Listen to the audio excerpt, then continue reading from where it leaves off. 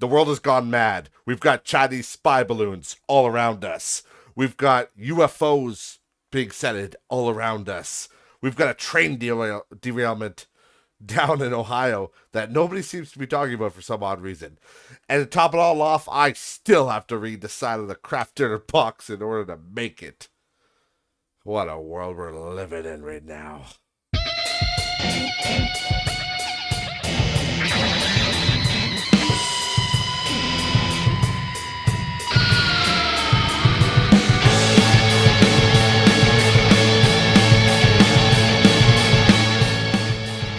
Welcome everybody back to Not Rich Just Bored, episode number 61.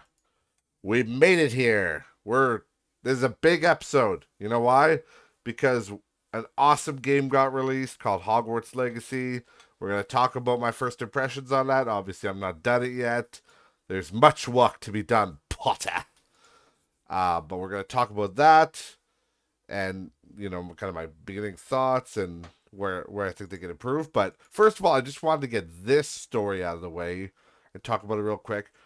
Obviously, everybody knows about the Chinese spy balloon that got shot down, and there's supposedly more of them, and there's maybe UFOs, or UAPs, or what do they call them? Unidentified aerial phenomenon.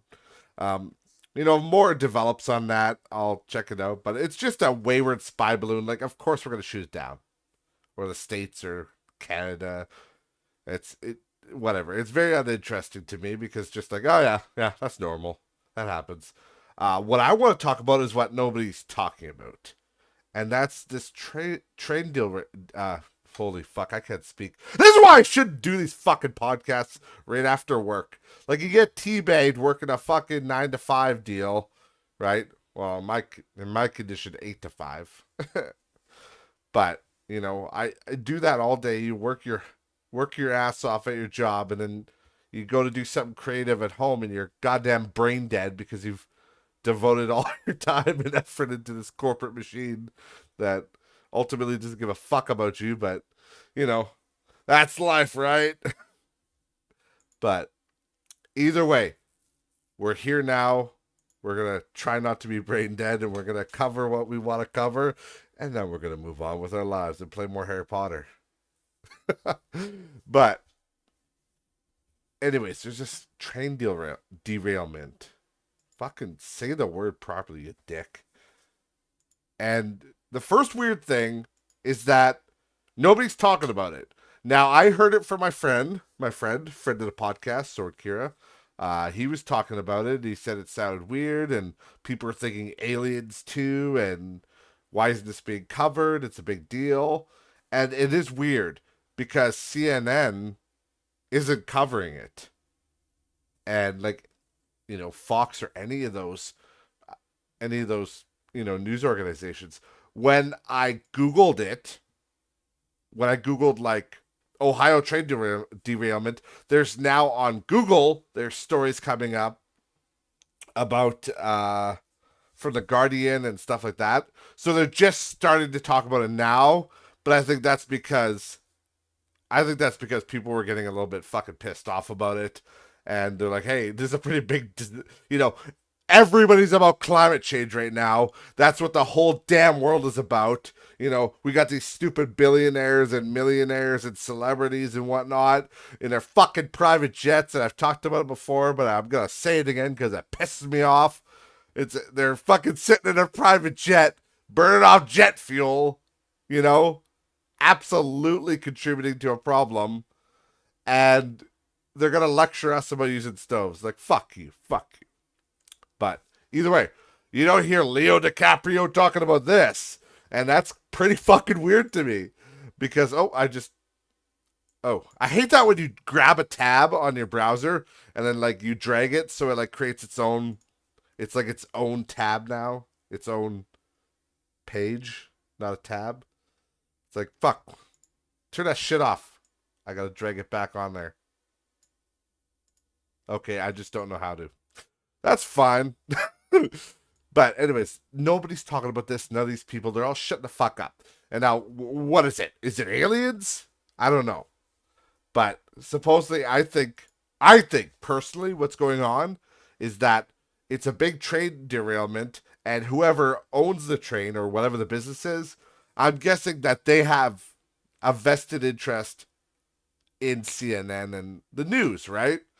So that would be my guess. If they're not talking about it, it's because they're getting their money from these people, so they don't want to, defame them. But they should be talking about this shit because it looks horrible. It looks like they're absolutely fucking up the environment.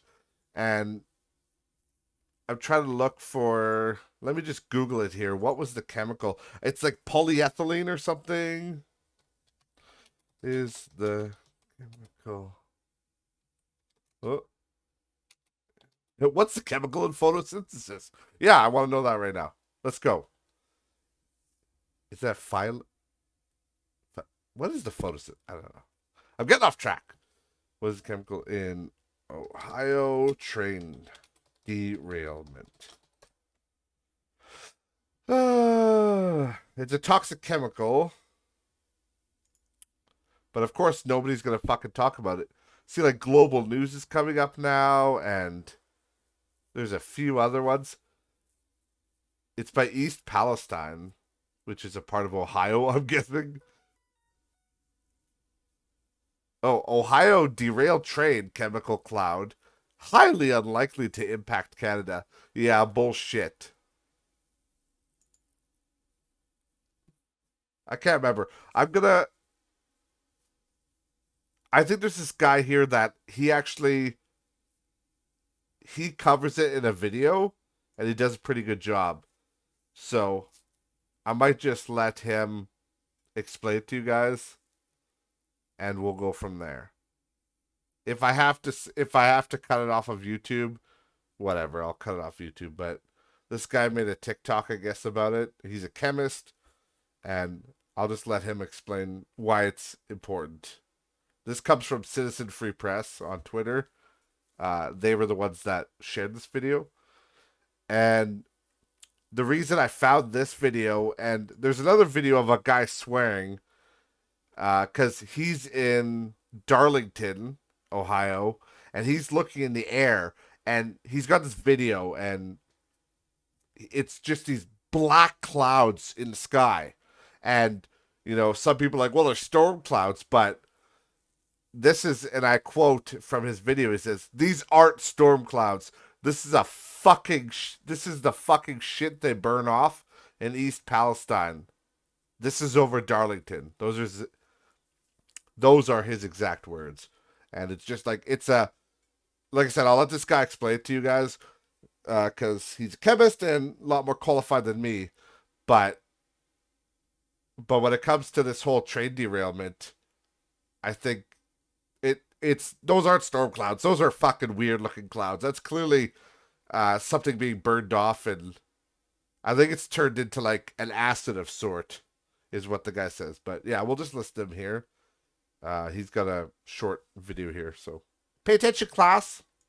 This hasn't been getting a lot of coverage, and the coverage that it has been getting hasn't been very good. So let's talk about the trail derailment in East Palestine, Ohio. East Palestine's about an hour north of Pittsburgh, almost halfway to Cleveland. Norfolk Southern has a rail line that goes right through town, and this derailment happened right on the edge outside of town on the border of PA and Ohio. Of the cars that crashed, 5 of them contained vinyl chloride. It's a monomer used to make PVC. The reporting on this has gotten vinyl chloride confused with polyvinyl chloride, the polymer made out of vinyl chloride. Now, the reason that this distinction is really important is vinyl chloride is very hazardous and very flammable. Polyvinyl chloride is a plastics that's used in like everything. The other thing about vinyl chloride is that it boils at 8 degrees Fahrenheit, so it's shipped in its liquid form. Meaning that when these trains crashed and these started leaking, they weren't just leaking liquid, but they were spewing boiling gas. So vinyl chloride is really toxic. OSHA has the permissible limit of how much you can be exposed to it during an 8-hour shift as a 1 ppm part per million. Average over 8 hours. So prior to this, the biggest spill of this chemical was in New Jersey, where one train car and about 23,000 gallons of vinyl chloride were spilled, but it didn't catch on fire. Now, this crash in Ohio has 5 train cars. These kinds of tanker cars can carry between 25 and 33,000 gallons. Let's call it 250 to 250,000 pounds of vinyl chloride. That's per train car, 5 train cars. There's maybe 1 million pounds of this toxic chemical spilling into the ground and also boiling off into the air. But then it caught on fire. I think this is where the reporting is really bad, because no one is mentioning what the byproduct of vinyl chloride burning is. Of the many byproducts of burning vinyl chloride, one of them is hydrogen chloride. Hydrogen chloride is really unstable and latches onto water, like just water vapor in the atmosphere, and that turns into hydrochloric acid. So right now, government officials from the railroad, both the governor of Pennsylvania and Ohio, are calling burning off the 1 million pounds of this stuff a success, but not mentioning that it means that we have hundreds of thousands of pounds of acid in the air, potentially. Now, ever since engineering school, I've studied a lot of industrial accidents. I just find it really fascinating, and organizations like the Chemical Safety Board, NTSB, and OSHA all have like really good reports available to the public. I think as a designer, it's really good to learn about mistakes. When looking at these kinds of industrial disasters across time, there are a couple things that are pretty universal across all of them. One, the responsible party, in this case, Norfolk Southern Railway, always plays down the reality of the situation. Politicians also just repeat the same lines, and then news outlets just repeat the same. So all we're hearing is the responsible party's word. Okay. So I guess we know who the rail person was, and obviously people are doing damage control. I hope you guys enjoyed that little snippet there.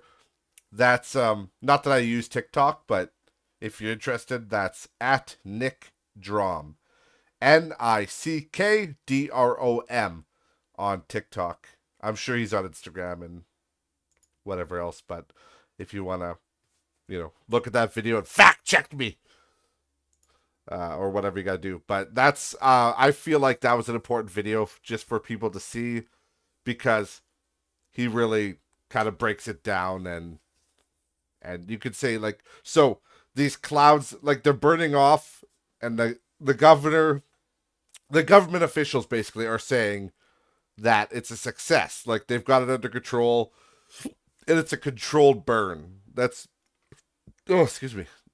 a controlled burn, which is, that's what they do that at, like, upgraders and stuff in oil refineries, right? They burn off chemicals in the stacks, and it's way high up in the air, and then it goes to the atmosphere, and it's probably not good for the atmosphere, but it, it's a controlled burn, and it kind of, it's just a way to get rid of those harsh byproducts. In this case, though, it's on the ground, it's going into the water, it's going everywhere, and it's not something that you can, at least according to this guy, again, I have no idea. I'm not a fucking chemist. I know nothing when it comes to this stuff. But he's saying it's making fucking hydrochloric acid clouds, essentially. So, I don't know. In my mind, does that mean it's going to start raining acid there? It'll bring a new meaning to fucking acid rain, I'll tell you that much. So, either way, I don't think it's a good thing that they have all of that in the air. And that brings us back to the other Ohio man that was in Darling. Was it Darling? Where was it? Yeah. Oh, Darlington. Sorry. Darlington, rather. Yeah, he was saying, yeah, those aren't storm clouds. It's the fucking shit they burn off in East Palestine. So, I really hope that there's no health concerns. Like, obviously there's going to be something. There's reports of fish dying and wildlife and pets. Like, it's, like Woody would say from Toy Story, somebody poisoned the water hole. And I really think that's what's happened here. So, I just think it's interesting. I'm going to tell you guys two things that I think is interesting. One is that obviously the major news networks aren't really covering this. Not yet, at least. We're just now getting, like, The Guardian and CB Global and shit like that. That's, like, kind of newspaperish or local news, right? So they're doing a better job, which is nice. But, like, the big guys, CNN, like, CNN should be all over this shit. It's like their bread and butter. They should be all over it, but obviously they must have some sort of this, and again, I'm just speculating, I don't know anything for sure, but my speculation would be that they have a financial incentive not to talk about it. That's the only reason they wouldn't be talking about it. So, But there's that they're not talking about it. And then the other thing is, and you guys might find this interesting. So when I was getting ready for this, because I heard about these videos, and when I was getting ready for this, I wanted to look up these videos of the guy talking about the chemical, which is that Nick Drum on TikTok, and then also the guy saying, these aren't effing storm clouds, that guy. I wanted to look up those videos, and I Googled them specifically, and they wouldn't show up. And it was fucking weird to me. And I'm like, what? I'm like, these people are talking about these videos. They should be pretty popular, you know? But then I thought, I got my Joe Rogan mind on. I'm like, holy fuck, is this something that Google's censoring? I'll bet you it is. So I went to DuckDuckGo, which, if you guys don't know, DuckDuckGo is a search engine, much like Goggle or Yahoo. Yahoo! Or Bing. Is Yahoo still a search thing?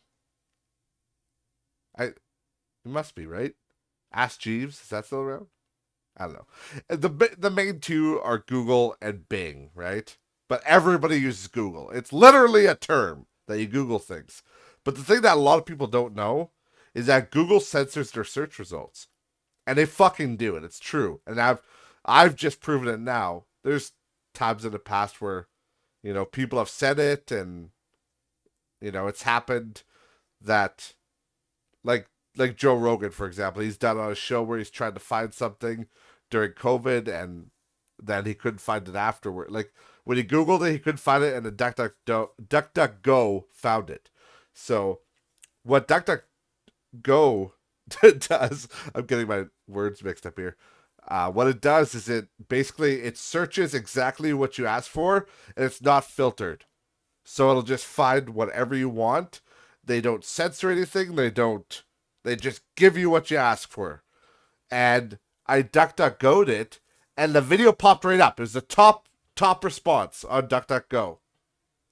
It was unreal. And I honestly wasn't fully sold on DuckDuckGo. I mean, again, I just basically took Joe Rogan's word for it, or anybody who's had that experience, looking for an article and it wouldn't show up on Google. So I just kind of took their word for it. And I don't feel like they would lie about it, but now I have personal experience with it. So I don't know why, but again, probably a financial reason. Google is, censoring some of these videos. So, and where I ended up finding these videos, both of them, from DuckDuckGo, it linked me to Citizen Free Press, which I'm on a Twitter, and that's where I found that video right now. And they're just, yeah, I guess they were formed in 2017. And yeah, I don't know. I don't know who they are, but thank you, Citizen Free Press, for, let me get those videos where I couldn't find them anywhere else, apparently. But I don't know. I just wanted to kind of bring it to everybody's attention, because this is crazy, man. Like, this is going to have serious ecological, this is a huge ecological disaster. Like, I'm looking at the photos right now of the train derailment. It looks nasty. And the clouds of smoke coming off it, it just looks poisonous. I mean, which it is. But I don't know. As far as the derailment itself, I don't know if it was like an accident or if it was sabotage, or I don't know anything about that. So I guess we'll figure out what happened eventually. But I hope the people in the community are safe, and I hope this doesn't fuck up their ecosystem. Obviously it will, but hopefully they can get it under control and get it back to normal quickly. The last big disaster like this that I remember is probably the up in Canada here. There was I think it was Husky. There was a big oil spill in the North Saskatchewan River. I'm gonna look it up right now. North Saskatchewan River oil Bill. I'm so fucking slow today. This was, yeah, Husky. Yeah, it was Husky. Yeah, they were fined 3.8 million for the 2016 oil spill in the North Saskatchewan River. That's the thing, man. Like it's, when it comes to all this, when it comes to these ecological disasters, that's where it's shitty because you could really fuck up an area and you could fuck it up for a very long time just from negligence to sabotage anything. Like we gotta. That's why like it's good that a lot of these companies are taking safety, and I know everybody laughs at safety and everybody's like, yeah, it's so basic, but like it goes beyond just safety. It's like if something fucks up, you could destroy the planet like really quickly. So I hope the people of Ohio are safe, and I hope everything goes back to normal. But I gotta say, I don't know if burning off those chemicals was a good thing. I certainly wouldn't call it a victory like the governor was. Success. Success! Weird fucker, I tell you. Yeah, because that's gonna be a problem for sure. Yeah, you guys should look up the pictures. Just Google the Ohio Palestine trade derailment. You'll see some crazy photos. But anyways, we're gonna move on from that topic. I hope all is well, but I got a feeling we're gonna see some repercussions from that derailment in the coming days. Also, random story. I saw I was driving today and I was driving through kind of a snowstorm and then I saw these black things in the road and I thought it was a bunch of dogs. I was like, oh. I was like, what the hell? Is somebody herding dogs or something? What's going on? And I got really close and it was a group of wild boars that were held up on the road. I'm like, what the hell? And in Saskatchewan, there are wild pigs, like wild boars. They are kind of everywhere, much like Texas. But you don't really see them though. It's pretty rare to see them on the road. I mean, at least for me, I've never seen them on the road before. But today I saw, yeah, there's probably a dozen of them, and I'm just like driving by, and roll down my window, and I'm like, "Hi, pigs," because I'm fucking weird, and they start chasing my vehicle a little bit. I wanted to get them and pet them. Some of them are so cute, but I'm like, they're wild boars, so they'll probably, they probably fuck me up. Puba would have went AWOL on my ass. He would have been like, they call me Mr. Pig. Why is the side of your vehicle all dented? You got charged by fucking wild boars on a Saskatchewan Badlands road. Weird. But yeah, we're gonna move on to the cream of the crop, guys. The one that's not a hard hitting news story, but it will be to some people. Hogwarts Legacy. Now this game, I've been when I first played it and it was so good and I loved it so much. I love the exploration of it and just the feel of the game. If you're a Harry Potter fan, this game's gonna scratch that itch of, wanting to always be a student at Hogwarts and, get into a little bit of trouble and just have fun, right? And solve mysteries and puzzles. It's an action RPG with a mixture of a lot of puzzle solving. Now, I've seen the one complaint that a lot of people have about the game is that the tutorial is too long. And I will say for people who haven't played it yet, yes, that is a valid criticism that the tutorial is far too long because it's it's probably a 3 hour tutorial, technically speaking.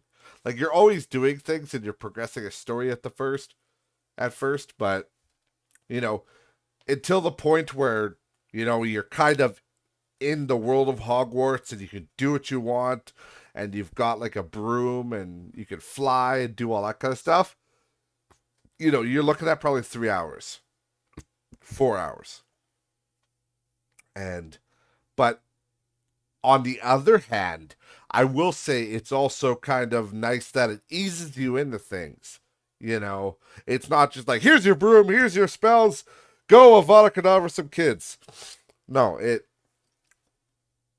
slowly eases you into learning spells and learning new features. So it is nice because not everybody's an alpha chat gamer like me that could just solve everything off the bat and go, I know how all these mechanics work, no problem. Some people it would be overwhelming if you gave them everything at once. So I think it's actually a nice thing that they did it that way, but I can understand how a lot of people would be like, hey, I get it already. Let's just go fight some people and get into it. At the beginning, the combat situations are kind of few and far between, but as you explore the open world, you can kind of fight as much as you want. Most quests have combat in them to some degree, but there is a while there where you're just kind of going to classes and ripping around Hogwarts, but you can speed through those quests pretty quickly and just get into the open world and do what you want. So it's really up to the player, but it will hurt replayability because I feel like if I ever wanted to take a crack at this game again, I would be deterred by the long intro because it is fucking long. I would just want to, get right into the open world. I'm like, I know how to do all this shit, but it is neat. And the one advice I give to anybody playing it is that if there's a puzzle you can't solve early on, chances are you're missing a spell or there's some object, because most of the objects you have your spell called Revelio, which reveals points of interest and quest items on the map, and so if it's like glowing, it's probably interactable, but like you can't do anything with it. The chances are you're gonna have to wait and you'll learn a spell down the road that'll let you interact with it. That's just kind of how it is. And I told my brother who just started it a little bit after me that I wouldn't recommend trying to do all the side puzzles and stuff like that until you have like the Aloha Mora spell at least. Because at that point, that's the unlocking spell for those of you that don't know. So at that point, you'll be able to solve. When you have that spell, when you get that quest to unlock that spell, you're at a point where you pretty much have access to solve all the puzzles. And there might be one or two that you still don't have the right spell to, but at that point you should be pretty well off to solve anything the game will throw at you, which there is tons of. There's so many puzzles in the open world. It feels good riding, like flying your broomstick feels really nice. The world seems fleshed out and the characters are nice. It's all in all a really positive experience, and it's really fun. And I think I'm 30 hours in on my character, and it's still fun for me. I still love it. Like I'm not like bored, and obviously there's a lot of. It's a collectathon. We'll put it that way. It's a collectathon of sorts. There's a million collection chests. There's a million Merlin trials. There's a million little puzzles. There's a million treasure vaults or whatever you call them. There's a shit ton of stuff to do in the game. But that's not a bad thing, you know? But if it's not your thing, then you won't like it. Whereas me, I kind of like collectathons in games, like like Banjo-Kazooie. I love that. In the old Assassin's Creed, this is gonna date me for Assassin's Creed, but there was an old game called Assassin's Creed 2, I think it was, and I think it was called that, but I'm like, I think that was the one where you collected feathers, and like for some people that was the bane of existence. They're like, oh fuck, because I think there was 100 feathers in the map. Maybe I don't remember fully, but I love that shit. I loved having to find the feathers, and it was kind of, neat to try to learn the platform to get them. But that is the one thing I will say that I thought was a little stupid about Hogwarts Legacy is that they have certain puzzles in the open world that you could see there's a way to do it. Like there's ladders and there's platforms that you could Leviosa to make them climbable, but I don't get the point of those puzzles because you could also just hop on your broomstick and fly up there. And like people who have played the game will understand what I'm saying. They'll be like, "There's one puzzle." Spoiler alert. Sorry, I should have said that from the beginning. I might throw in the odd spoiler. Well, like they won't be spoilers, but it'll be like spoilers for collectibles. I guess I'm saying. I don't know. Either way, spoiler alert. If you don't want Harry Potter spoiled it all for you, just turn off the podcast now. But uh what was it saying? Oh yeah. But there's yeah, so there's like a puzzle.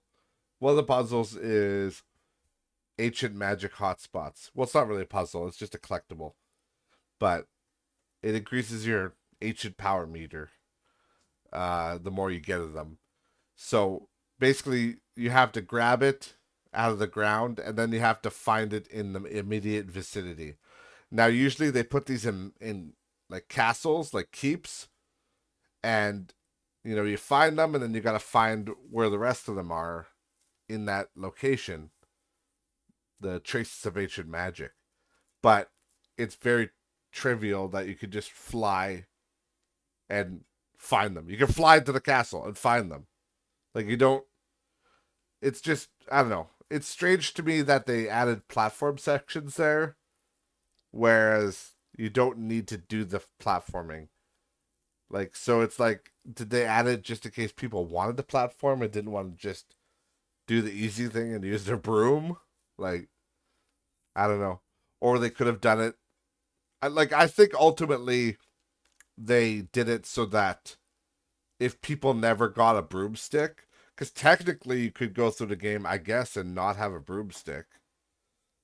I don't know why the fuck you would ever do that, but I guess they probably made these platforming sections so that it's accessible if you don't have a broomstick. But I just thought it was weird because I don't think there's anybody that would play this game that wouldn't want the broomstick. The game is massive. There's no way you would be able to get around the map without the broom. It would be so goddamn tedious. So I just thought a lot of those puzzles were trivial with the broom. So and the other thing, and I've talked to Justin about this too, my buddy. He's big into the game as well. We didn't really care for the talent trees. Uh, the talent you unlock talents at level 5, and the talents are pretty generic to be honest. And I think they could have done a lot better system with them, with the talents. And the other thing that I would have said for the talents is that they should have had. I feel like this game should have had an alignment system, and that's one thing that me and Justin agree on is that there should have been like a good or evil option, like choices choices in the game.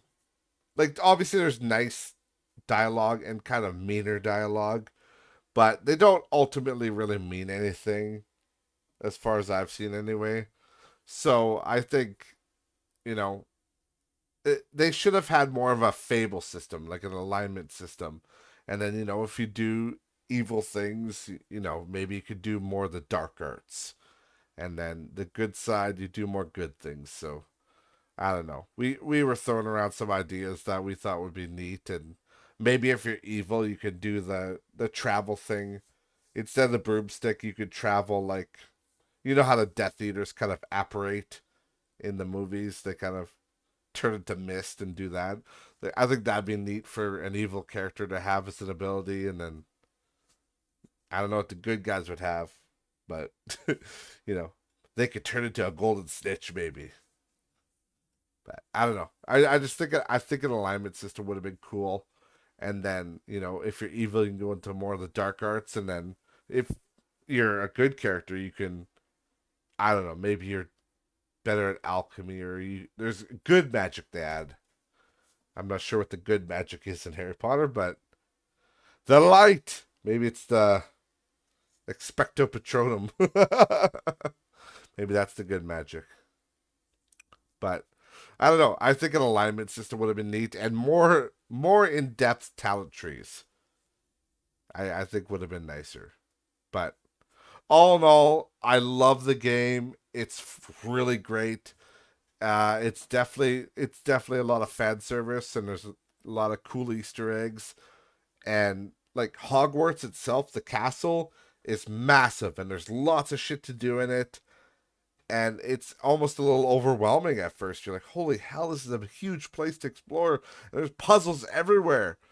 And then you get outside and there's Hogsmeade, which is the town, and that's a pretty big area in it of itself. But then on top of that, there's a whole world map to explore.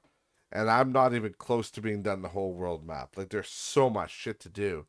So I still got a lot of hours to play in that game and lots of shit to do. But so far, it's awesome. I highly recommend it. And I'm so very glad that it was a good game. And because, God, sorry, I can't speak. Because there's this whole thing about these people that want to cancel this game. And I talked about it in the last episode a little bit.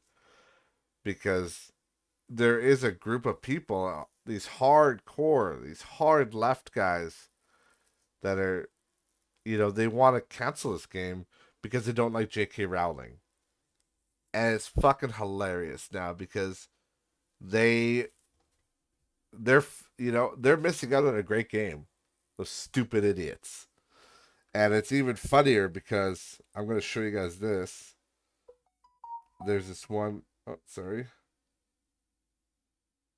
My phone was going off. I have to find it. Where is it? Where is it? Uh, where is it? That's my Duke Nukem impression. Yeah. So this comes from Rika. So this comes from Rika.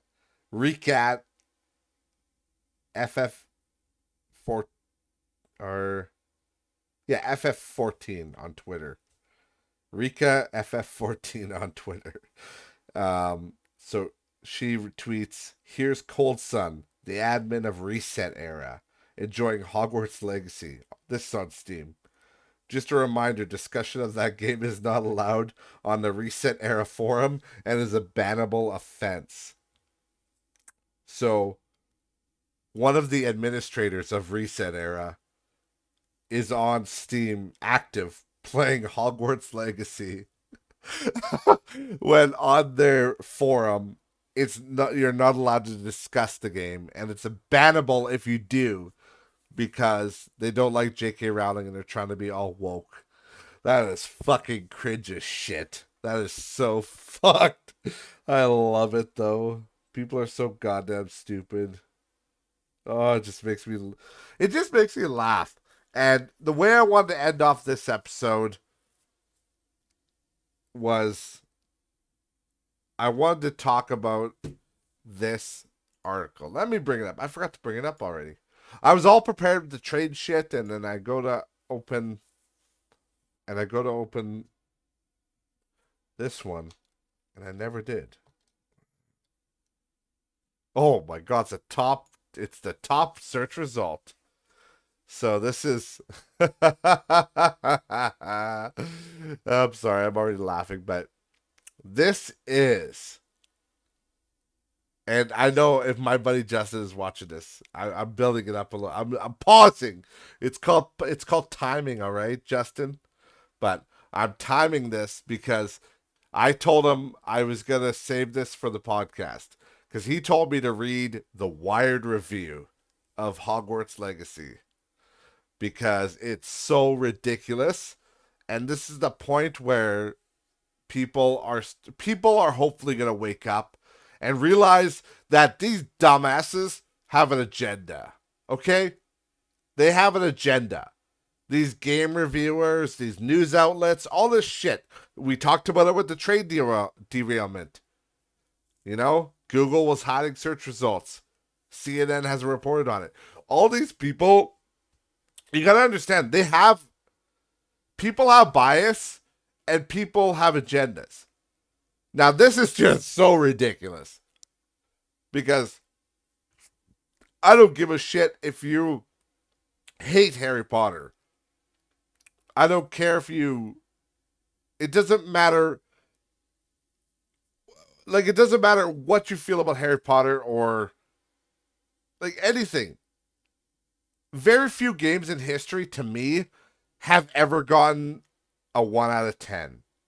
And that is what the review on Wired, for Wired Magazine, that is the review they gave. They gave it a 1 out of 10. And we're going to read that review right now.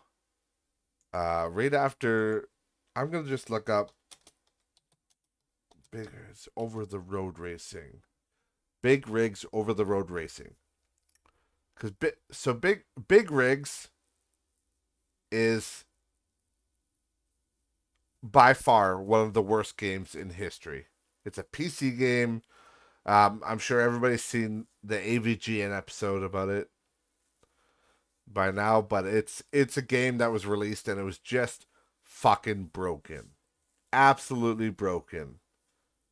And it's still got like 2-star reviews,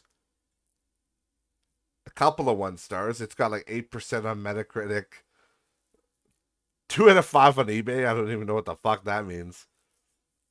33% of users like this. So my point is, and if you've ever seen, again, watch the Angry Video Game Nerd episode on Big Rigs. He explains it perfectly and he shows you perfectly why it's a fucking horrible game. Like, it's barely functional as a game. It has no collision detection. In the early versions of the game, it's a racing game, just so if you don't know. In the early versions, the other vehicle didn't even run, so you always won. It was ridiculous. But my point is, by bringing that up, is that game didn't even get a 1 out of 10. Like, from anybody. But Wired gave Hogwarts Legacy, which, again, even if you don't like Harry Potter, even if you're just basically sorry, I can't talk. Even if you're just solely basing your opinion on it as a video game, a piece of video entertainment, how the fuck would you give it a 1 out of 10? Fucking ridiculous. But here we are. Without further ado, we're gonna listen. We're gonna read together. I'm gonna try to read because apparently I can't fucking talk at all. Oh, okay, there we go. So yeah, we're gonna read. No, I don't want your fucking site tracking me, you cunt. Sorry. So we're gonna read the Wired review. This came out on February 10th. 2023 at 7 a.m. She was up early to get this. Comes from Jada Gray, who should be fucking fired and possibly slapped in the fucking vagina with a boot. Okay. Review. There is no magic in Hogwarts Legacy. That sucks. The game is mid at best, and its real-world harms are impossible to ignore. Jesus Christ. The fact that she called it mid makes that triggers me alone, because that's like Gen Z or whatever. That's like what they're saying, like it's mid. That's like a new phrase that they're calling things. It's pretty mid. But I don't know. That's enough to trigger me. Sorry. But we're gonna get into this review here. So this is like their overarching, I guess they like do a synapse at the top It says Wired. It helped me say goodbye to the setting for good. Okay, I don't know what that means. Wired must be like the good things about it, and then tired is the bad things about it, I guess. So yeah, the good thing is it helped me say goodbye to the setting for good, which is pretty fucking stupid. Tired, the bad things. The story is rooted in anti-Semitic tropes. The gameplay feels dated. The graphics feel like they're a couple generations behind. All the characters are one-dimensional. It doesn't stay true to the established lore. Every character feels like an off-brand version of the characters we know and love. There's no sense of place, no magic, no heart. What are you talking about? None of that fucking makes sense at all. Like, none of it. So fucking stupid. Okay, so let's get into the review. Remember, this is Jaina Gray from Wired. Yikes, y'all! I don't even smoke, and I feel like I need a cigarette before I get this thing started. We're here to talk about Hogwarts Legacy, and to do that, we need to discuss the whole mess. Pull up a chair, pour yourself some tea, wrap yourself in a blanket, scream into a pillow or the abyss, in brackets, because this one's gonna take a lot out of you, or take a lot out of both of us, or get heavy, in brackets. So trigger warning, I guess. Hogwarts Legacy is a third-person action RPG set in the same universe as the classic Harry Potter series of children's books. They're not children, all right? They're for everybody. They're ages 8 and up, bitch. In case you need a refresher, these books, the Wizarding World setting, and Harry Potter film franchise are all the intellectual property and brainchildren of author J.K. Rowling. Ooh, she had to get that out of the way fast. This is important because she's also been inseparable from her work and from work that she's inspired and licensed. For better and now mostly for worse. Oh, yeah, okay. Nothing with the Wizarding World stamp on it can be viewed outside the context of it being a product of Dame J.K. Rowling. CHOBE. I don't know what the fuck that means. Within the pages of her book, she made the ordinary seem extraordinary. She created a place where weird, lonely kids would be told they were special. Where, oh my god, is there dark mode on this fucking page? I literally can't stand this. It's too bright for my eyes. I hate it. Yeah. Where kids who had survived abuse were more than just fundamentally broken. Since 2019, though, the once beloved children's author has, well, oh, there's a big space there, has, well, she's had some opinions about people like me and whether or not we should exist. Oh, fuck. So this is why. This author's transgender or something. She's even gone as far as to suggest that we're inherently dangerous, a threat to real, ouch, women everywhere. So this is just a fucking biased review of, because the author's transgender and she doesn't like J.K. Rowling's opinions on transgender people. Fucking grow up, you bitch. When I was a kid, every word that flowed from J.K. Rowling's pen wrote magic into my world. But now every word she puts out just hurts my heart. Every homophobic or transphobic thing queer kids hear growing up becomes a voice that follows them for a long time.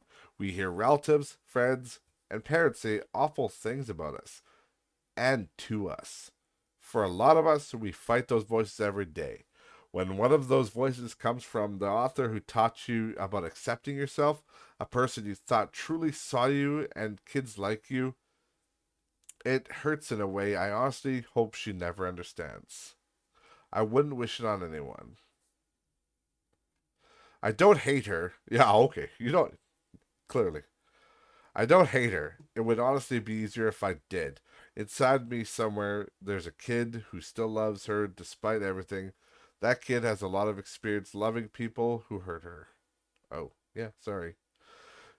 She never asks why. She just wants to know what she did wrong and how she can fix it.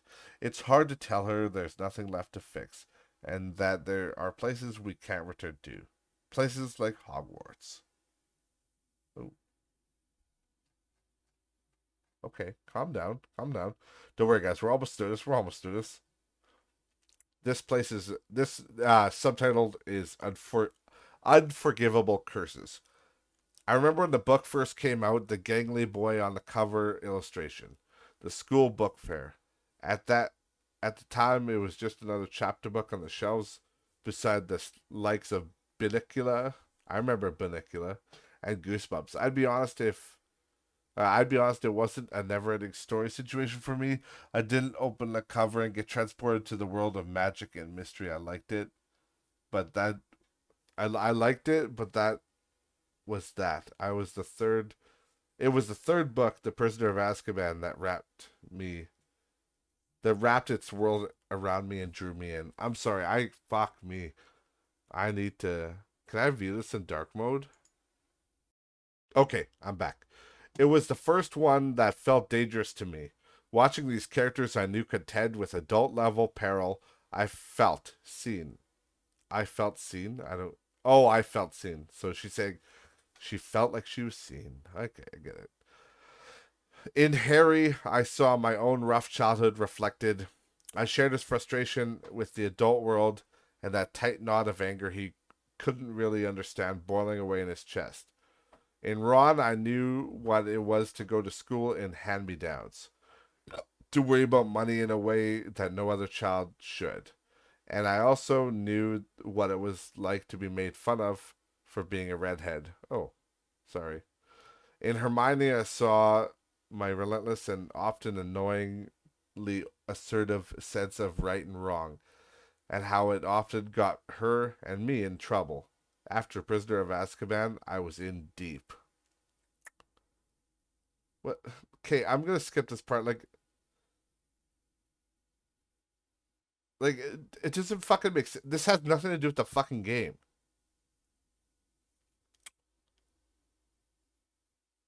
What? Yeah, like none of this has to do with the game. When home isn't home anymore, it says here. I thought I'd spend a lot of time in this section nitpicking, going over every grievance I have with how this game deviates from the source material, how dated it looks and feels, and how every character just feels like an animatronic Chuck E. Cheese robot waiting for you to come by and put a quarter in it so I could say one line of dialogue and perform a grim, herky-jerky facsimile of a living being, but there are no nits to pick. It's just lice all the way down.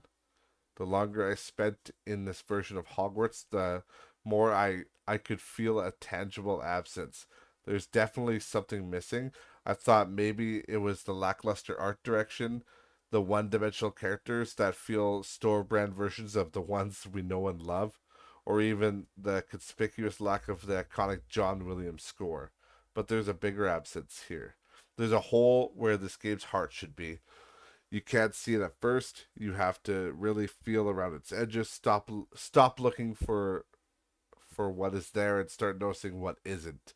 There's no sense of place. The world is lifeless. Character models and facial animations are present but somehow absent. The characters are animated, but they certainly don't feel alive.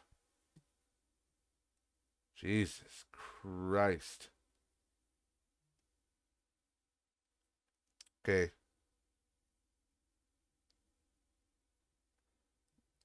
Yeah, it just goes on to say there's a hole where this game's heart should be.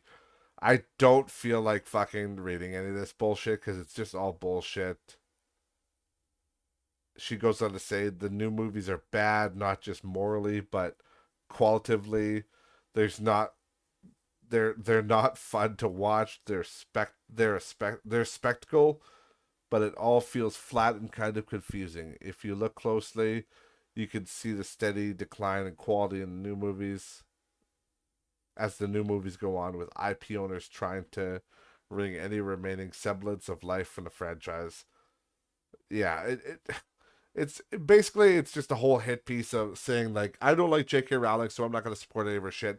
And I mean, she's not wrong. The Fantastic Beasts movies were fucking awful, but not for that reason.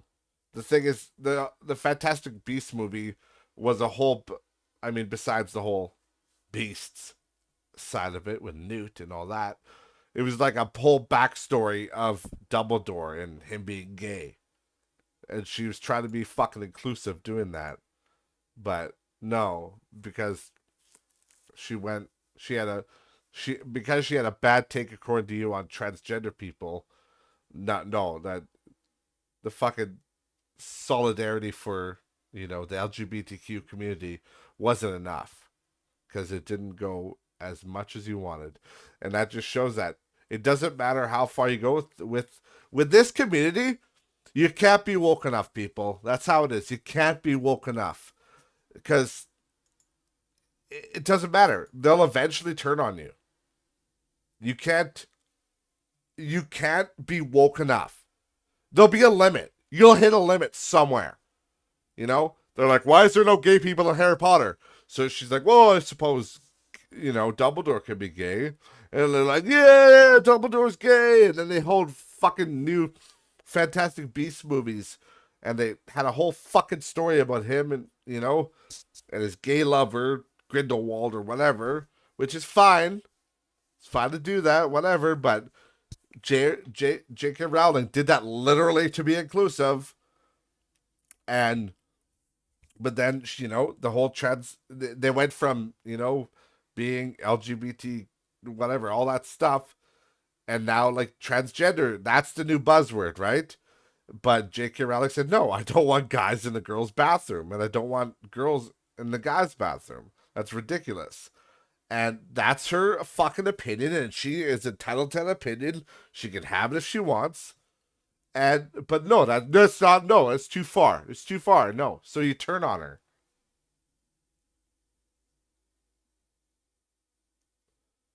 But either way, she goes on to say at the very end, she says, in the yawning emptiness at the heart of Hogwarts Legacy, I see the quiet solidarity of queer people and our allies in game development.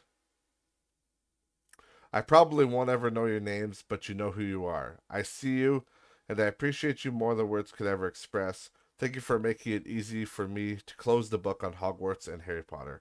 The magic is gone and won't ever return because without us, the wizarding world is as heartless as its creator. Ugh. Weird. I don't know. It's what it comes down to, guys. This is just an angry fucking loser shitting on a game because they don't like the person who created the source material. But if the dumb fucking I won't say that word right now. But if the dumb idiot had done a little bit of research, she would know that J.K. Rowling had nothing to do with this fucking game.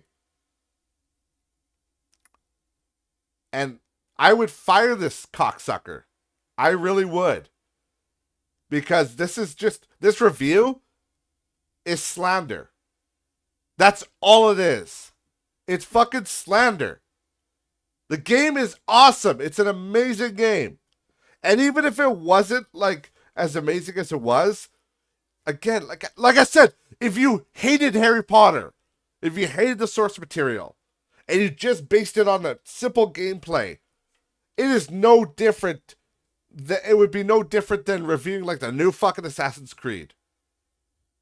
Like, yeah, maybe it's a medium game, sure, whatever. Rated a 6. If you really don't like the fucking source material, rated a 6. But like a 1 out of 10 with all this, half the review isn't even about the goddamn game. It's just about her growing up and not feeling like she was in the right body, and then going on to betraying, how she was betrayed with Hogwarts. It's fucking stupid. And it's fucking biased, and that's bullshit. If you're a game reviewer, you need to look at the goddamn game, not your own personal bias. This is an idiotic review, and I think this person should be fired. This person should not be reviewing games. And the reason I'm getting heated about it is because this is fucking bullshit. This isn't people that should be reviewing games. This isn't the process. Okay? If you have a bias against an author, then you should be the one doing the review. Somebody else should be.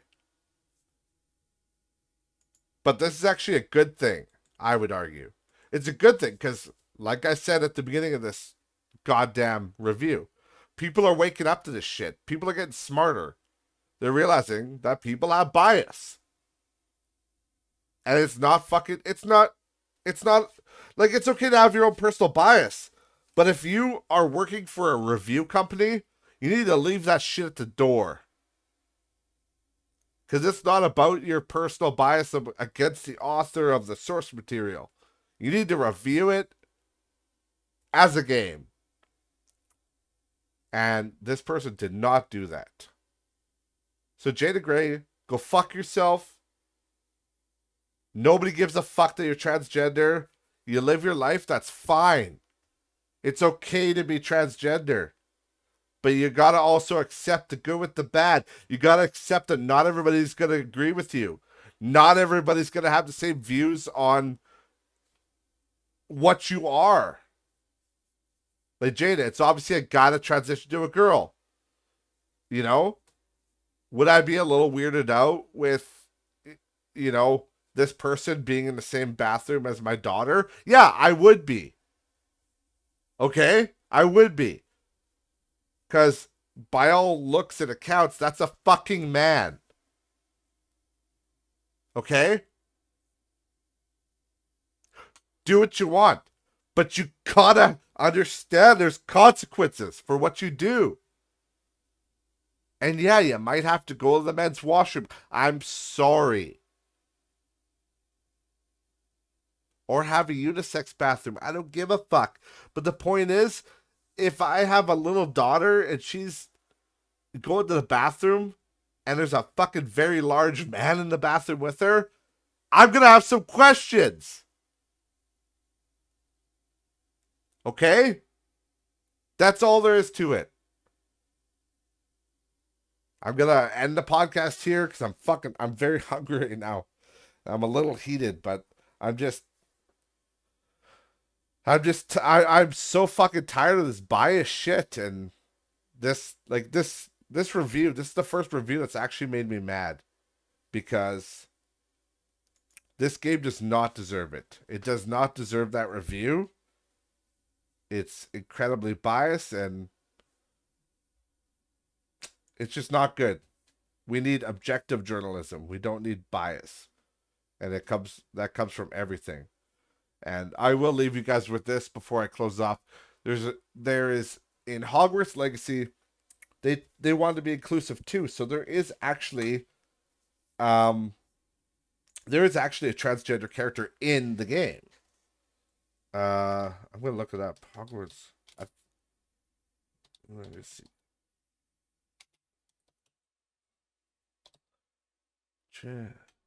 I think it's what was her name? Sirona. So yeah, so there's a transgender character named Sirona Ryan. She runs the 3 broomsticks in Hogsmeade. And I've done many quests with Sirona, and I think it's a great character. It's a great, well-written character, but these woke leftists are saying that it's a fucking joke on transgender people, and I learned why. And the reason they're saying that is because her name is Sirona, and it starts with Sir, as in SIR, meaning a man. So I'm like, you guys are so fucking, like, they're really reaching for this shit. Like, the game even tries to be inclusive to the transgender community, and they gotta find an issue with it.